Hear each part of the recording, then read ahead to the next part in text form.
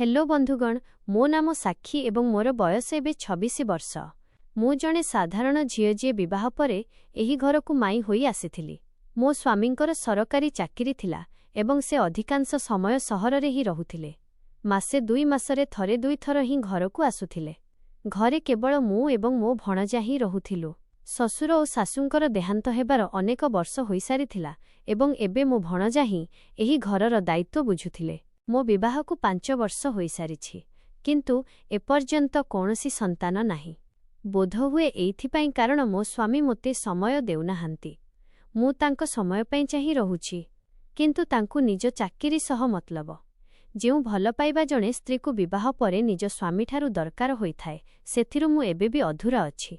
फेर भाबुछि कि जीवन सठिक चलाइबा पई भल टंका मध्य दरकार होइथाए, जहा मो स्वामी भल रोजगार करूछंती। जीवन रे सबु जिनिस परफेक्ट हुए नाही। मो लाइफ मध्य किछि सेमिति टंका अछि, किंतु स्वामींक समय नाही। एमिति बिलकुल नुहे कि आमे केवल चाकिरी उपरे निर्भरशील। आम पाखरे जमी मध्य अछि। मो भणजा सबु संभाळंती। मो भणजा बहुत मेहनती मनीष एवं मोर बहुत सम्मान करंती, किंतु जानिनी काहेकि जेबे भी मु तांको को देखे एक अजब प्रकारर गरम मो भितरे दौड़िबाकु लागे।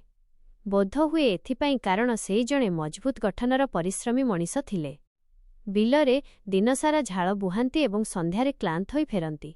तांको मुहरे जदियो से मोठारू बयसरे सान थिले, मात्र शरीररे सही शक्ति थिला जहा जणे पूर्ण युवक पाखरे थाए। दिनकर कथा, गाँरे एक बड़ धार्मिक आयोजन थिला। घरर सबु संपर्कीय पड़ोसी सेठाकु जाइथिले, किंतु मु जाइपारिली नाही। सकाळु काम करू करू बहुत क्लांत होई जाइथिली। तेणु भाबिली घरे ही आराम करिबी। भणजा मध्य जाई नथिले। बोध हुए तांकु एसबु जिनिसरे अधिक रुचि नथिला। दिप्रहर समय थिला। गरम प्रबल थिला एवं घरे केवल मु ओ भणजा थिलु। मु घर काम सारिली एवं तापरे गाधोइबाकु गली। ठंडा पानी मो शरीर को शांति देला। गाधोई सारी जेबे मुको आसिली तो देखिली कि पलंकर चादर मैला होई जाइथिला। मु ताहाकु बाहर करिबा पई चारिपाई को हलाइली, किंतु चादर बाहर करिबारे बहुत जोर लगाइबाकु पड़िला।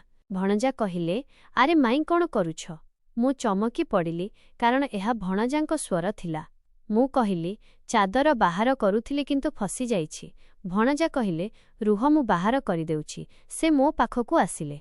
मोते तांकर बास्ना स्पष्ट अनुभव हेउथिला, झाळ एवं माटीर मिश्रित बास्ना। से चारिपाईकु टिके नुआइले एवं चादर बाहर करिदेले। मु आश्वस्तिर निश्वास नेली, किंतु सेतिकी बेले मो नजर तांको शक्त हाथ उपरकु गला, जेउथिरे शिरा एवं परिश्रमर चिन्ह स्पष्ट देखा जाउथिला। मु चादर धरिबाकु चाहिली, किंतु आम दुहिंक हाथ परस्परकु छुईगला। एक हालुका सिहरण मो भितरे खेलीगला। मु तुरंत हाथ टाणी नेली, किंतु मोर स्पंदन बढ़ी जाइथिला। भणजा मध्य मो आखिरे किछि समय चाहिले। फेर बिना किछि कहि सेठारु चालीगले। पर मु सेइठी छिड़ा होई रहिली। निज भितरे उठुथिबा तफान को अनुभव करुथिली। एहा कौन थिला? काहींकि मोते तांको साथ एते अजब लागिबाकु लागिथिला? कौन एहा जणे माई एवं भणजांक संपर्करु ऊर्ध्वरे थिला? कारण सेही दिन परठारु मु निजकु बदलुथिबार अनुभव करिबाकु लागिली। भणजांक सामनाकु आसिबा मात्रे हृदयर स्पंदन तेज होई जाउथिला। हाथ पाद ठंडा पड़ी जाउथिला। एमिति पूर्वरु केबे होई नथिला। पर एबे प्रतिथर जेबे से मो पाखरे हेउथिले, मु अजब प्रकारर अस्थिरता अनुभव करुथिली। परदिन सकाळे जेबे मु रोसेई घरे रोसेई करुथिली, सेतेबेले भणजा बाहारु फेरिले। शरीररे हालुका माटी लागिथिला। बोधहुए बिलरु आसुथिले। से कहिले, माई चा होइछि कि? मु कहिली, हाँ बस आणुछि। मु ट्रेरे चा रखिली एवं तांको सामनारे रखिदेली। से क्षांत होई बसी चा पीबाकु लागिले। मु मध्य सेठी रोसेई घर पाखरे छिड़ा होइथिली। मु अजाणତରେ तांको आड़कु चाहिली। तांको आखिरे एक अलगा प्रकारर गंभीरता थिला, जेमिति से किछि कहिबाकु चाहुछंती किंतु कहि पारु नाहंती। मोते जानिनी काहेकि तांको नजररु बंचिबाकु मन हेला। मु मुंड नुआई देली एवं शीघ्र रोसेई घरकु चालीगली। पर जेमिति जेमिति दिन बीतिबाकु लागिला, मु बुझीगली कि एबे मु सेमिति रही नाही जेमिति पूर्वरु थिली। सेदिन गाँरे वर्षा हेउथिला। बिजुली चली जाइथिला एवं घरे बसदीपर हालुका आलुओ थिला। मु अगणारे छिड़ा होइथिली। वर्षार ठंडा टोपा पवन सह मो मुहंकु छुउथिला। सेतिकी बेले पछरु भणजांक स्वर आसिला। ସେ କହିଲେ, ମାଇଁ ଭିତରକୁ ଆସିଯାଅ, ଭିଜିଯିବ। ମୁଁ କହିଲି, ବସ୍ ଆସିଲି, ବହୁତ ଭଲ ପବନ ଚାଲିଛି। ସେ କହିଲେ, ଠିକ୍ ଅଛି, କିନ୍ତୁ ଥଣ୍ଡା ଲଗାଇଦେବ ନାହିଁ। ମୁଁ ପଛକୁ ବୁଲି ଚାହିଁଲି, ସେ ମଧ୍ୟ ଆଲୁଅରେ ଛିଡ଼ା ହୋଇଥିଲେ ଏବଂ ତାଙ୍କ ଆଖି ମୋ ଉପରେ ଥିଲା। ମୋ ପାଦ ଅଚାନକ ଅଟକିଗଲା। ଏହା ବସ୍ ଏକ ସାଧାରଣ କଥା ଥିଲା, କିନ୍ତୁ ତାଙ୍କ କହିବା ଶୈଳୀରେ ଏକ ନିଜସ୍ୱତା ଥିଲା, ଯାହା ଆଗରୁ କେବେ ଅନୁଭବ ହୋଇନଥିଲା। ମୁଁ ଶୀଘ୍ର ଭିତରକୁ ଆସିଗଲି। ସେ ମଧ୍ୟ ମୋ ପଛରେ ଆସି ବସିଗଲେ। କିଛି ସମୟ ପର୍ଯ୍ୟନ୍ତ କେବଳ ବର୍ଷାର ଶବ୍ଦ ଆସୁଥିଲା। पर ସେହି ନୀରବତା ଭିତରେ ବି ଯେମିତି ବହୁତ କିଛି କୁହାଯାଉଥିଲା। ରାତିରେ ମୁଁ ନିଜରେ ଥିଲି, पर ନିଦ ଆଖିରୁ ବହୁତ ଦୂରରେ ଥିଲା। ଭଣଜାଙ୍କୁ ନେଇ ମନରେ ଅଜବ ଚିନ୍ତା ସବୁ ଆସୁଥିଲା। ମୁଁ ନିଜକୁ ବୁଝାଇବାକୁ ଚାହୁଁଥିଲି କି ଏହା ଭୁଲ, ମୁଁ ତାଙ୍କ ମାଇଁ, ଏସବୁ ଭାବିବା ଉଚିତ ନୁହେଁ। पर ଯେତେ ମୁଁ ଏହି କଥାରୁ ଦୂରେଇବାକୁ ଚେଷ୍ଟା କରୁଥିଲି, ସେତେ ଅଧିକ ମୁଁ ତାଙ୍କ ବିଷୟରେ ଭାବି ଚାଲୁଥିଲି। ସେହିଦିନ ପରଠାରୁ ସବୁକିଛି ସେମିତି ଥିଲା, ତଥାପି ସବୁକିଛି ବଦଳି ସାରିଥିଲା। ପ୍ରତିଦିନ ସେହି କାମ କରୁଥିଲି, ରୋଷେଇ ଘର ସମ୍ଭାଳିବା, ରୋଷେଇ କରିବା, ଘର ସଫା କରିବା, पर ମନ କେଉଁଠି ଅନ୍ୟତ୍ର ଅଟକି ରହିଥିଲା। ଭଣଜା ପୂର୍ବ ଭଳି ହିଁ ଥିଲେ, କିନ୍ତୁ ମୋ ନଜର ଏବେ ତାଙ୍କକୁ ଅଲଗା ଭାବରେ ଦେଖିବାକୁ ଲାଗିଥିଲା। ସେହି ସନ୍ଧ୍ୟାରେ ମୁଁ ଘର ଅଗଣାରେ ବସିଥିଲି। ପବନ ଥଣ୍ଡା ଥିଲା, କିନ୍ତୁ ମୋ ଭିତରେ ଏକ ଅଜବ ଗରମ ଥିଲା। ସେତିକିବେଳେ ଭଣଜା ବିଲରୁ ଫେରିଲେ। ସେ କହିଲେ, ମାଇଁ ଆଜି ବହୁତ ଥକିଯାଇଛି। ଲାଗୁଛି କାମର ଚାପ ବେଶୀ ହୋଇଗଲାଣି। ମୁଁ କହିଲି, ଏବେ ବି ଆପଣ ଯେକୌଣସି ଯବାନଠାରୁ ଅଧିକ ଶକ୍ତି ରଖନ୍ତି। ମୋ ପାଟିରୁ ଏହା କ'ଣ ବାହାରିଗଲା? ମୁଁ ନିଜେ ଚମକି ପଡ଼ିଲି। ଭଣଜା ମୋ ଆଡ଼କୁ ଚାହିଁଲେ। ତାଙ୍କ ଆଖିରେ ହାଲୁକା ହସ ଥିଲା, କିନ୍ତୁ ଆଉ କିଛି ମଧ୍ୟ ଥିଲା, ଯେମିତି ସେ ମୋ ଶବ୍ଦ ପଛରେ ଥିବା ଭାବନାକୁ ବୁଝି ଯାଇଥିଲେ। ସେ କହିଲେ, ଶକ୍ତି କାହିଁ ମାଇଁ? ମୁଁ କହିଲି, ଯଦି ଶକ୍ତି ଏବଂ ପରିଶ୍ରମକୁ ଦେଖାଯାଏ, ତେବେ ଆପଣ ଏବେ ବି କୌଣସି ଜଣେ ଶକ୍ତିଶାଳୀ ଯୁବକଠାରୁ କମ୍ ନୁହନ୍ତି। ମୋତେ ନିଜକୁ ଜଣା ପଡ଼ୁନଥିଲା କି ମୁଁ କ'ଣ କହୁଛି। ଭଣଜା ମୋ ଆଡ଼କୁ କିଛି ମୁହୂର୍ତ୍ତ ଚାହିଁ ରହିଲେ। ଫେର୍ ସେ ନିଜ ପଗଡ଼ି ଉତାରିଲେ ଏବଂ ଚୌକିରେ ରଖିଦେଲେ। ଝାଳରେ ଭିଜିଥିବା ତାଙ୍କ ଚଉଡ଼ା ମଥା, ମଜବୁତ କାନ୍ଧ ଏବଂ ସେହି ଗଭୀର ନିଶ୍ୱାସ। ମୋତେ ଜଣା ନାହିଁ କାହିଁକି, पर ମୁଁ ନଜର ହଟାଇ ପାରିଲି ନାହିଁ। କିଛି ସମୟ ଆମ ଦୁହେଁ ଚୁପ୍ ଥିଲୁ। ବସ୍ ପବନ ବହୁଥିଲା ଏବଂ ଆମ ଭିତରେ ଏକ ଅଜବ ନୀରବତା ଥିଲା। ଫେର୍ ସେ ଅଚାନକ କହିଲେ, ମାଇଁ ତୁମେ ଖୁସି ତ? ମୁଁ ଜାଣିନଥିଲି ଏହି ପ୍ରଶ୍ନର କ'ଣ ଉତ୍ତର ଦେବି। ମୁଁ କହିଲି, ହଁ ମୁଁ ଖୁସି ଅଛି। କିନ୍ତୁ ସତ ତ ଏହା ଥିଲା ଯେ ବିବାହର 5 ବର୍ଷ ପରେ ମଧ୍ୟ ମୋ ମନର କିଛି ଇଚ୍ଛା ଏବେ ଯାଏଁ ଅଧୁରା ଥିଲା। ସେ ମୋ ଆଖିରେ ଚାହିଁଲେ ଯେମିତି ସେ ମୋ ମିଛ ହଁକୁ ଚିହ୍ନି ଯାଇଛନ୍ତି। ତାପରେ ସେ କିଛି କହିଲେ ନାହିଁ। ବସ୍ ଏକ ଗଭୀର ନିଶ୍ୱାସ ନେଲେ ଏବଂ ଉଠି ଭିତରକୁ ଚାଲିଗଲେ। ମୁଁ ସେଇଠି ବସି ରହିଲି, ହୃଦୟର ସ୍ପନ୍ଦନର ଶବ୍ଦ ସହିତ। ସେହି ରାତିରେ ନିଦ ଆଖିରୁ ବହୁତ ଦୂରରେ ଥିଲା।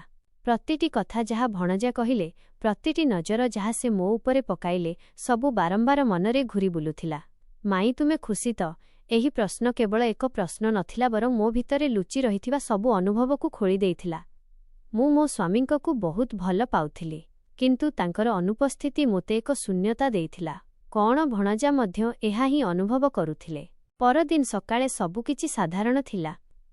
ମୁଁ ରୋଷେଇ ଘରେ କାମ କରୁଥିଲି ଏବଂ ଭଣଜା ଖବରକାଗଜ ପଢ଼ୁଥିଲେ। ସେ କହିଲେ, ଆଜି ପାଗ ଭଲ ଲାଗୁଛି। ବିଲକୁ ଯିବ କି? ମୁଁ କହିଲି, ମୁଁ ବିଲକୁ? ସେ କହିଲେ, ହଁ, ସବୁବେଳେ ଘରେ ରହୁଛ, ବାହାରକୁ ଗଲେ ଭଲ ଲାଗିବ। ମୁଁ ଟିକେ ସଙ୍କୋଚ କଲି, କିନ୍ତୁ ଫେର୍ ପ୍ରସ୍ତୁତ ହୋଇଗଲି। ଯେବେ ଆମେ ବିଲରେ ପହଞ୍ଚିଲୁ ତ ଚାରିଆଡ଼େ ସବୁଜିମା ଥିଲା। ଥଣ୍ଡା ପବନ ବହୁଥିଲା ଏବଂ ମାଟିର ବାସ୍ନା ହୃଦୟକୁ ଶାନ୍ତି ଦେଉଥିଲା।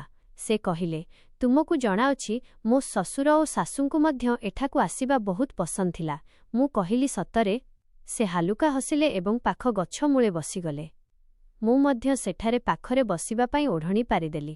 କିଛି ସମୟ ସେ ପୁରୁଣା କଥା ସବୁ କହୁଥିଲେ। ସେମାନେ ଚାଲିଯିବା ପରେ ସବୁ ବଦଳିଗଲା। ମୁଁ କହିଲି, ଆପଣଙ୍କୁ କେବେ ଏକାକୀପଣ ଲାଗେ ନାହିଁ?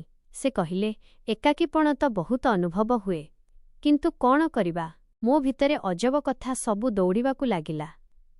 ଭଣଜାଙ୍କ ଶବ୍ଦ ମୋ କାନରେ ଗୁଞ୍ଜରିତ ହେଉଥିଲା, ଏକାକୀପଣ ତ ବହୁତ ହୁଏ। ବସ୍ ଏବେ ଅଭ୍ୟାସ ହୋଇଯାଇଛି। ମୁଁ ଚପ୍ ତାଙ୍କ ପାଖରେ ବସି ରହିଲି। ହାଲୁକା ଥଣ୍ଡା ପବନ ଚାଲିଥିଲା, କିନ୍ତୁ ମୋ ଭିତରେ ଅଜବ ଗରମ ବଢ଼ୁଥିଲା। ମୁଁ ଧୀରେ ତାଙ୍କ ଆଡ଼କୁ ଚାହିଁଲି। ସେ ଆକାଶ ଆଡ଼କୁ ଚାହୁଁଥିଲେ, ଯେମିତି କୌଣସି ପୁରୁଣା ଚିନ୍ତାରେ ହଜି ଯାଇଛନ୍ତି। पर ମୋତେ ଏବେ କେବଳ ଗୋଟିଏ କଥା ବୁଝାପଡ଼ୁଥିଲା, ଆମେ ଦୁହେଁ ହିଁ ଏହି ଏକାକୀପଣ ସହ ଲଢ଼ୁଥିଲୁ। ମୁଁ କହିଲି, ଏକାକୀପଣ ଅଭ୍ୟାସ ହୋଇଯିବା ଭଲ ନୁହେଁ। ଭଣଜା ମୋ ଆଡ଼କୁ ଚାହିଁଲେ ଏବଂ ତାଙ୍କ ଆଖିରେ ଏକ ହାଲୁକା ଚମକ ଥିଲା, ଯେମିତି ସେ ମୋ କଥା ବୁଝୁଥିଲେ ପର କହିପାରୁନଥିଲେ। ମୁଁ ନଜର ନୁଆଇଁ ଦେଲି। କିଛି ସମୟ ଆମେ ଦୁହେଁ ଚୁପ୍ ରହିଲୁ। ଫେର୍ ଏକ ହାଲୁକା ପବନ ଚାଲିଲା ଏବଂ ମୋ ଶାଢ଼ୀର ପଣତ ଉଡ଼ିଯାଇ ତାଙ୍କ କାନ୍ଧରେ ପଡ଼ିଲା। ମୁଁ କିନା ତାହାକୁ ଧରିବାକୁ ଚେଷ୍ଟା କଲି, କିନ୍ତୁ ମୋ ଆଙ୍ଗୁଠି ତାଙ୍କ ଆଙ୍ଗୁଠି ସହ ଧକ୍କା ହୋଇଗଲା। ଏକ ମୁହୂର୍ତ୍ତ ପାଇଁ ସବୁକିଛି ଅଟକିଗଲା। ଆମେ ଦୁହେଁ ପରସ୍ପରର ଆଖିକୁ ଚାହିଁଲୁ।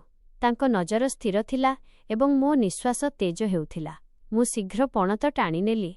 ପର ତାଙ୍କ ଆଖିରେ କିଛି ଏମିତି ଥିଲା ଯେଉଁଥିରୁ ମୁଁ ବଞ୍ଚି ପାରୁନଥିଲି। ଯାହା କହିବାର ଥିଲା ତାହା ଅକୁହା ରହିଗଲା। ସେ ଉଠି ଛିଡ଼ା ହେଲେ ଏବଂ ହାଲୁକା ସ୍ୱରରେ କହିଲେ, ମାଇଁ, ଆମକୁ ଏବେ ଘରକୁ ଯିବା ଉଚିତ। ମୁଁ ମୁଣ୍ଡ ହଲାଇଲି, କିନ୍ତୁ ମୋ ହୃଦୟରେ ତୋଫାନ ମାଡ଼ି ଆସିଥିଲା। ସେହିଦିନ ପରଠାରୁ ସବୁକିଛି ସେମିତି ଥିଲା, କିନ୍ତୁ ମୋ ଭିତରେ କିଛି ବଦଳି ସାରିଥିଲା। ଭଣଜାଙ୍କ ସହ ବିତାଇଥିବା ସେହି ମୁହୂର୍ତ୍ତ ବାରମ୍ବାର ମୋ ମୁଣ୍ଡରେ ଘୁରୁଥିଲା। ସେହି ଉଡ଼ିଥିବା ପଣତ, ସେହି ଏକ ମୁହୂର୍ତ୍ତର ସେହି ଦୃଷ୍ଟି। ମୁଁ ନିଜକୁ ବୁଝାଉଥିଲି କି ଏହା କେବଳ ଏକ ସଂଯୋଗ ଥିଲା, ଏକ ସାଧାରଣ ଘଟଣା। କିନ୍ତୁ ଯଦି ଏହା ଏତେ ସାଧାରଣ ଥିଲା, ତେବେ ମୋ ସ୍ପନ୍ଦନ ଏବେ ବି ତେଜ କାହିଁକି ହେଉଥିଲା ଯେବେ ସେ ପାଖରେ ହେଉଥିଲେ? ପରଦିନ ସକାଳେ ଯେବେ ମୁଁ ଅଗଣାରେ ଝାଡ଼ୁ ଦେଉଥିଲି, ସେତେବେଳେ ଭଣଜା ବାହାରକୁ ଆସିଲେ। ମୁଁ କିନା ନଜର ନୁଆଇଁ ଦେଲି। ପର ମୋତେ ଅନୁଭବ ହେଲା କି ସେ କିଛି କହିବା ପାଇଁ ଅଟକିଛନ୍ତି। କିଛି ମୁହୂର୍ତ୍ତ ଆମ ଭିତରେ କେବଳ ନୀରବତା ଥିଲା। ଫେର୍ ସେ କହିଲେ, ମାଇଁ, ଆଜି ହଳ କରାଇବାକୁ ହେବ ବିଲରେ। ତୁମେ ସେଠାକୁ ଯିବ? ମୁଁ କହିଲି, ବିଲକୁ। ସେ ହାଲୁକା ହସ ସହ କହିଲେ, ହଁ, କାଲି ତୁମକୁ ବିଲ ଭଲ ଲାଗିଥିଲା ତ ମାଇଁ, ଭାବିଲି ଆଜିର କାମ ମଧ୍ୟ ଦେଖାଇଦେବି। ମୁଁ ମୁଣ୍ଡ ହଲାଇଲି। ପର ମନରେ ଏକ ଅଜବ ଚାଞ୍ଚଲ୍ୟ ଥିଲା। ଯେବେ ଆମେ ବିଲରେ ପହଞ୍ଚିଲୁ ତ ସୂର୍ଯ୍ୟ ଅସ୍ତ ହେବାକୁ ଯାଉଥିଲା। ପବନ ଥଣ୍ଡା ହୋଇ ସାରିଥିଲା ଏବଂ ମାଟିରେ ଏକ ହାଲୁକା ଓଦା ଅନୁଭବ ହେଉଥିଲା। ଭଣଜା ଟ୍ରାକ୍ଟର ଚଲାଉଥିଲେ ଏବଂ ମୁଁ ପାଖରେ ଛିଡ଼ା ହୋଇ ତାଙ୍କକୁ ଦେଖୁଥିଲି। ମୁଁ ଭାବିଲି, କେତେ ମେହନତି ଏମାନେ, ଏତେ କାମ ବି ବିନା ଅଟକି କରନ୍ତି। କିଛି ସମୟ ପରେ ସେ ମୋ ପାଖକୁ ଆସିଲେ ଏବଂ ନିଜ ମଥାରୁ ଝାଳ ପୋଛି କହିଲେ, ଥକିଗଲ? ମୁଁ କହିଲି, ନାହିଁ ପର, ଆପଣଙ୍କୁ ଦେଖି ଲାଗୁଛି କି ଆପଣ ଥକି ଯାଇଛନ୍ତି। ସେ ହାଲୁକା ହସିଲେ ଏବଂ ପାଖ ନଳକୂପରୁ ପାଣି ବାହାର କରିବାକୁ ଲାଗିଲେ। ମୁଁ ତାଙ୍କ ପାଖକୁ ଯାଇ ଲୋଟା ଧରିଲି ଏବଂ କହିଲି, ମୁଁ ସାହାଯ୍ୟ କରିବି। ସେ ମୋତେ ଚାହିଁଲେ। ଫେର୍ ହାଲୁକା ହସ ସହ କହିଲେ, ମାଇଁ, ତୁମ ହାତରୁ ପାଣି ମିଳିଗଲେ ଶକ୍ତି ଆହୁରି ବଢ଼ିଯିବ। ମୋ ହାତ ଥରିଗଲା। ଏହା ବସ୍ ଏକ ମଜାକ ଥିଲା, କିମ୍ବା ତାଙ୍କ ସ୍ୱରରେ ଅନ୍ୟ କୌଣସି କଥା ଲୁଚି ରହିଥିଲା? ମୁଁ ଶୀଘ୍ର ଲୋଟା ତାଙ୍କୁ ବଢ଼ାଇଦେଲି ଏବଂ ନିଜକୁ ସମ୍ଭାଳିବାକୁ ଲାଗିଲି। ଯେବେ ଆମେ ଘରକୁ ଫେରିଲୁ ତ ମୁଁ ବହୁତ କିଛି ଭାବୁଥିଲି। ଏହା ଯାହା ହେଉଥିଲା ତାହା ଠିକ୍ ନଥିଲା। ମୁଁ ତାଙ୍କ ପାଖାପାଖି କାହିଁକି ଅନୁଭବ କରୁଥିଲି? କାହିଁକି ମୋ ମନରେ ଅଜବ ହଲଚଲ ହେବାକୁ ଲାଗିଥିଲା? ମୁଁ ନିଜକୁ ବୁଝାଇଲି, ମୋତେ ନିଜକୁ ସମ୍ଭାଳିବାକୁ ହେବ। ଏହା କେବଳ ଏକ ଭୁଲ ବୁଝାମଣା।